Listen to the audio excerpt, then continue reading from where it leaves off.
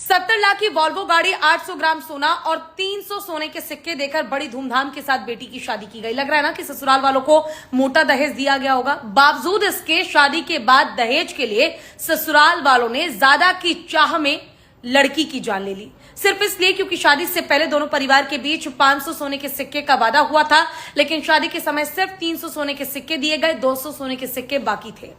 यह पूरा मामला तमिलनाडु से सामने आया, जहां इसी साल अप्रैल में 27 साल की रिदन्या की 28 साल के केविन कुमार से शादी हुई। शादी के अगले दिन से ही लगातार उसे परेशान किया जाने लगा, प्रताड़ित किया जाने लगा, उसके ऊपर दबाव बनाया जाने लगा कि वो अपने बाप से बचे हुए 200 सोने के सिक्के मांगे।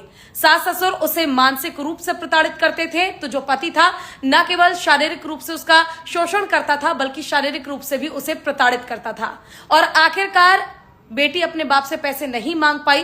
तंग आकर उसने एक दिन मौका देखा, घर से मंदिर के बहाने निकली, मंदिर के बाहर अपनी गाड़ी लगाकर जहर खाकर अपनी जान दे दी। लेकिन उससे पहले अपने पिता को एक वॉइस नोट, एक वॉइस रिकॉर्डिंग भेजी, जिसमें उसने सारी आप बीती बताते हुए कहा कि पापा मम्मी, मैं आप दोनों से बहुत प्यार करती हूं, आई एम सॉरी, मैं जहर खा के अपनी जान दे रही हूं। तो ऐसे में सबसे बड़ी बात यह कि अगर आप अपनी बेटी को शादी के बाद खुश देखना चाहते हैं तो उनका रिश्ता करें, सौदा नहीं।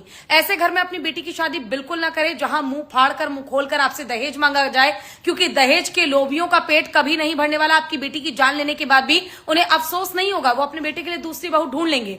दूसरी बात, यह आजकल मार्केट में दहेज मांगने का एक नया तरीका आ चुका है कि जी हमें तो कुछ नहीं चाहिए, लेकिन आप अपनी बेटी को कितना दे देंगे? जी हमारे घर में इतनी अंगूठियां जाएंगी, इतनी साड़ियां जाएंगी, ये जाएगा, वो जाएगा। और अगर गलती से उस घर में आप शादी कर देते तो शादी के बाद कभी छूछक, कभी नेक, कभी कुआ पूजन, किसी ना किसी नाम पे ऐसी परिस्थिति बना दी जाएगी कि आप अपनी बेटी के लिए और अपनी इज्जत के लिए उन्हें पैसे देने पर मजबूर हो ही जाएंगे। और तीसरी सबसे बड़ी बात, कुछ लोग होते जो कहते हैं जी पैसे तो देने ही पड़ते, दहेज देना पड़ता है, हमारे में तो चलता है। ठीक है, अगर आप दहेज देकर अपनी बेटी की शादी कर भी रहे हैं, हालांकि ये कानूनन अपराध है, फिर भी अगर आप कर रहे हैं और शादी के बाद अगर आपकी बेटी आपसे बार बार कह रही है कि वो परेशान है, उसे प्रताड़ित किया जा रहा है, तो उसे गलती से भी कॉम्प्रोमाइज करने का या एडजस्ट करने की सलाह मत दीजिए। उसे चुपचाप अपने घर लेकर आ जाइए, वरना जिन लड़कियों की जान आज तक दहेज के कारण गई है ना, उस लिस्ट में आपकी बेटी का भी नाम शामिल हो जाएगा। तो अपनी बेटियों को समझिए और ऐसे घटिया परिवार में अपनी बेटी का रिश्ता बिल्कुल मत कीजिएगा, क्योंकि मैंने खुद अपने सामने देखा, ये वो पढ़े लिखे अनपढ़ लोग हैं